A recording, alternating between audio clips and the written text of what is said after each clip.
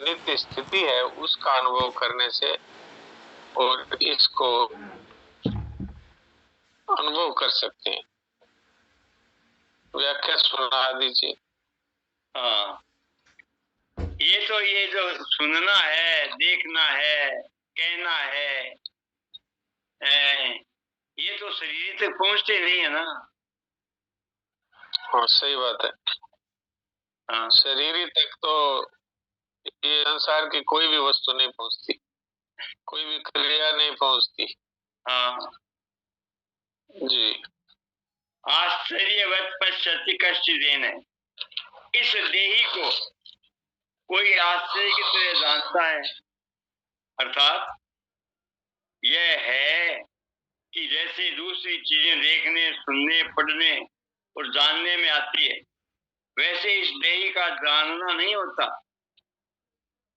कारण कि दूसरी वस्तुएं इदंता से यह करके जानते हैं, अर्थात वे जानने का विषय होती है, पर यह देही, इंद्रियां, मन, बुद्धि का विषय नहीं है।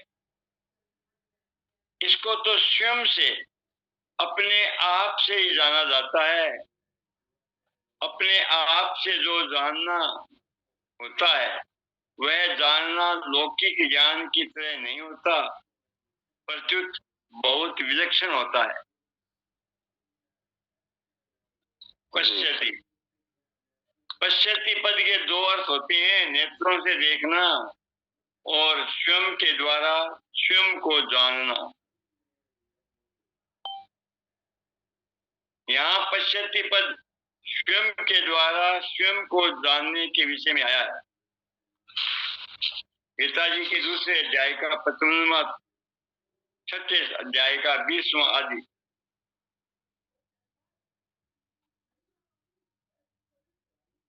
आत्मन्येवात्मना तुष्ट स्थित प्रज्ञ तदोच्यते ये। हाँ, दूसरे अध्याय का 55वां, छठे अध्याय का 20वां आदि, 20वां है। यत् चैवात्मनात्मानं पश्यन् आत्मनि तुष्यति।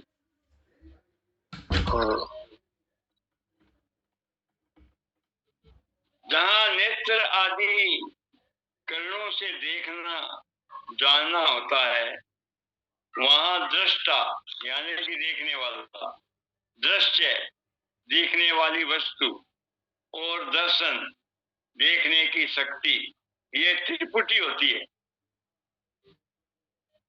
इस त्रिपुटी से ही सांसारिक देखना, जानना होता है, परंतु स्वयं के ज्ञान में यह त्रिपुटी नहीं होती। यानी कि न तो दृष्टा रहता है, न दृश्य रहता है, न दर्शन रहता है। अर्थात स्वयं का ज्ञान करण सापेक्ष नहीं है। स्वयं का ज्ञान तो स्वयं के द्वारा ही होता है, अर्थात वह ज्ञान करण निरपेक्ष है। जैसे मैं हूं, ऐसा जो अपने होनेपन का ज्ञान है, इसमें किसी प्रमाण की या किसी करण की आवश्यकता नहीं है।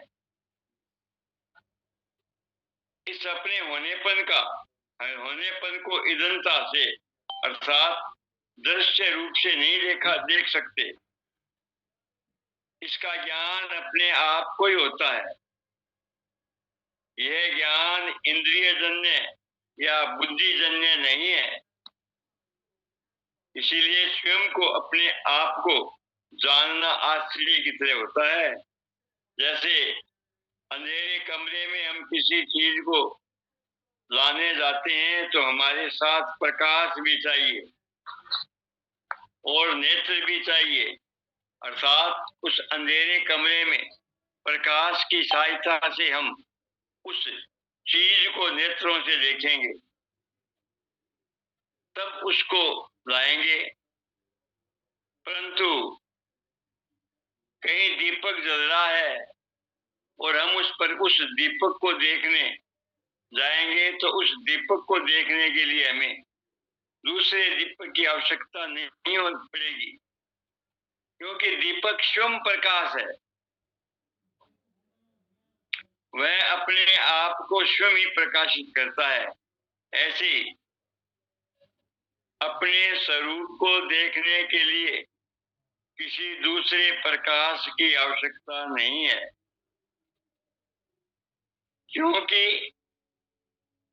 यह देही यानी कि स्वरूप स्वयं प्रकाश है। अतः यह अपने आप से ही अपने आप को जानता है। हाँ, ये इसमें जो बात बताई है वो प्राय आप समझ गए होंगे, लेकिन नहीं समझे हो तो इसमें मूल बात ये है कि जैसे सांसारिक वस्तुओं को देखने के लिए आंखों की जरूरत पड़ती है, प्रकाश की जरूरत पड़ती है, और सांसारिक वस्तुओं को देखने के लिए तीन चीज की आवश्यकता है। देखने वाला भी चाहिए, और देखने वाली वस्तु भी चाहिए, और देखने की शक्ति भी चाहिए। लेकिन अपने आप को जानने में किसी चीज की आवश्यकता नहीं। और ये अपना होनापन है, जो अपना अस्तित्व है, ये हर व्यक्ति को स्वतः ही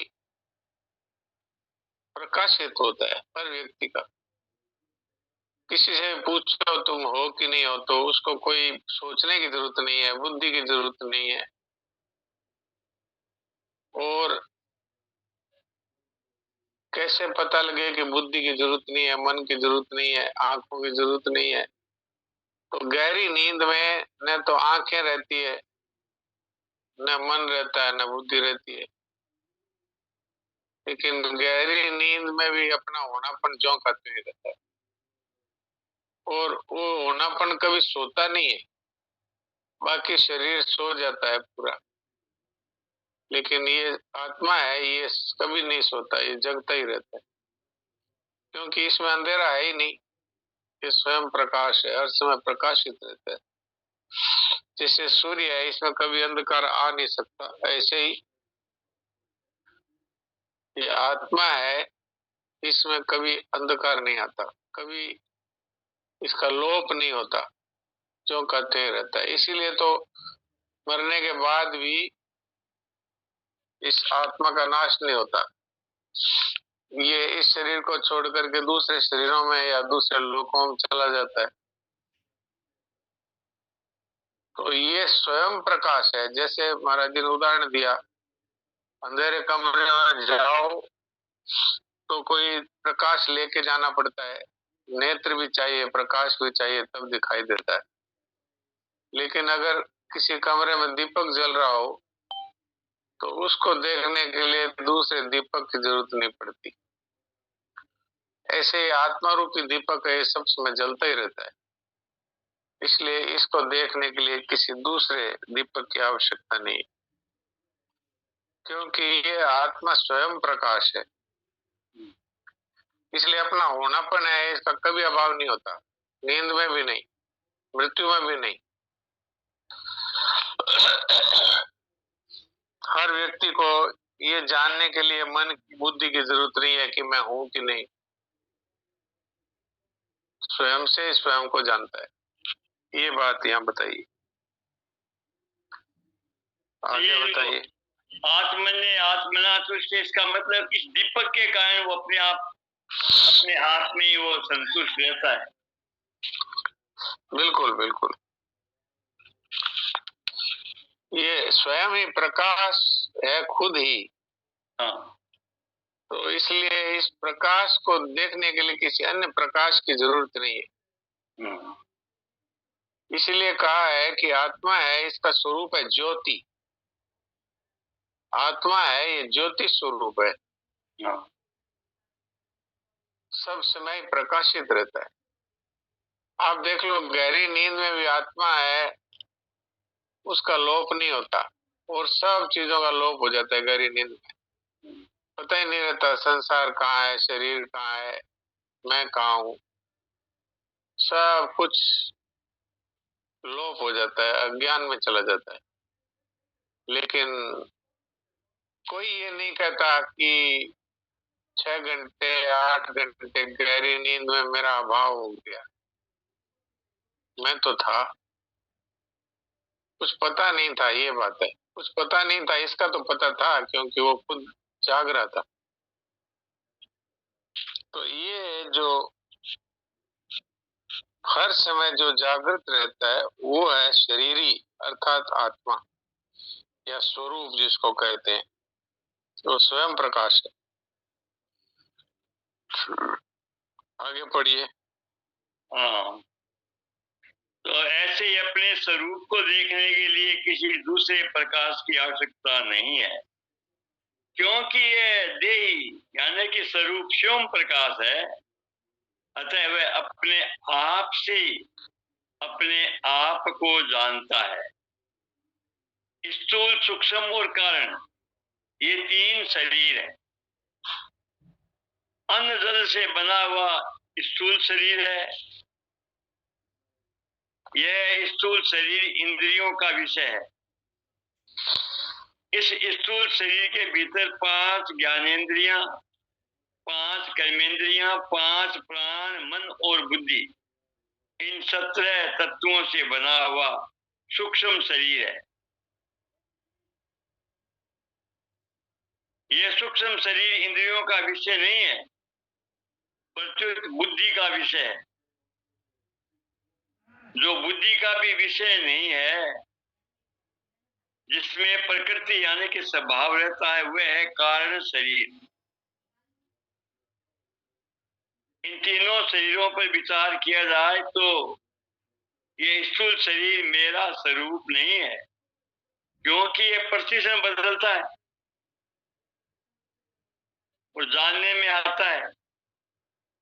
सूक्ष्म शरीर भी बदलता है और जानने में आता है, अतः वह भी मेरा स्वरूप नहीं है। कारण शरीर प्रकृति स्वरूप है, पर देही यानी कि स्वरूप प्रकृति से भी अतीत है, अतः कारण शरीर भी मेरा स्वरूप नहीं है। यह देही जब प्रकृति को छोड़कर अपने स्वरूप में स्थित हो जाता है, तब वह अपने आप से अपने आप को जान लेता है। यह जानना सांसारिक वस्तुओं को जानने की अपेक्षा सर्वथा विलक्षण होता है, इसीलिए इसको आश्चर्यवत पश्चाति कहा गया है।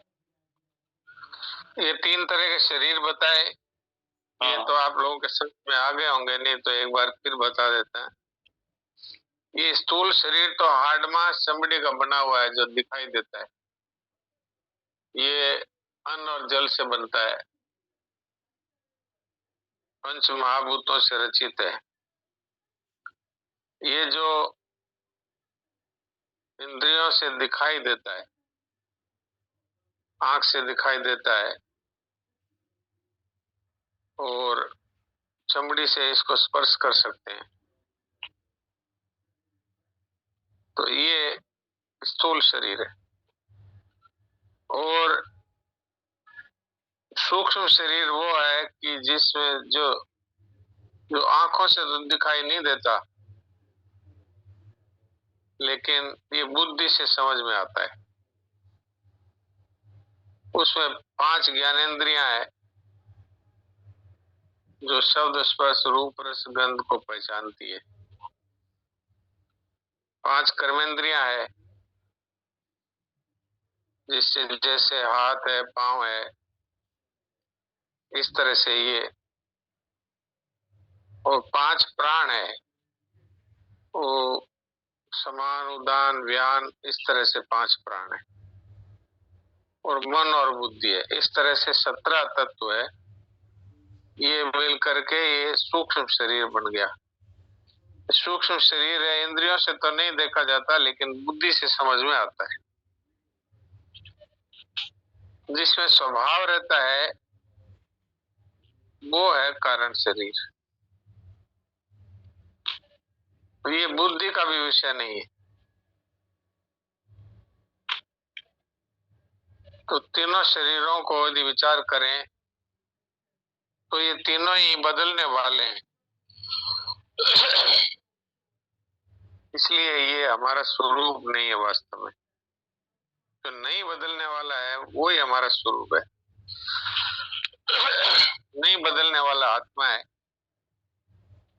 शरीर तो तीनों ही बदलने वाले ही। तो इसलिए इनको जानना ऐसा नहीं होता जैसे हम वस्तुओं को जानते हैं। अपने आप को जान लेना है, ये एक वाणी से बताने का विषय नहीं है, ये अनुभव का विषय है। इसलिए इसको आश्चर्य से देखता है, ऐसा कहा गया। आगे पढ़िए। यहाँ भगवान ने कहा है कि हाँ, तो ये जानना सांसारिक वस्तुओं के जानने की अपेक्षा सर्वथा विलक्षण होता है, इसलिए इसको आश्चर्यवत पश्यति कहा गया है। यहाँ भगवान ने कहा कि अपने आप का अनुभव करने वाला कोई एक ही होता है, कश्चित। और आगे 7वें अध्याय के 30वें श्लोक में भी यही बात कही है कि कोई एक मनुष्य ही मेरे को तत्व से जानता है। कश्चिन माम वेति तत्वतः।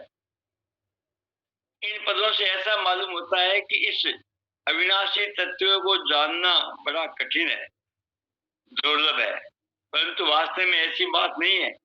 इस तत्व को जानना कठिन नहीं है, दुर्लभ नहीं है, प्रत्युत इस तत्व को सच्चे हृदय से जानने वाले की इस तरफ लगने वाले की कमी है।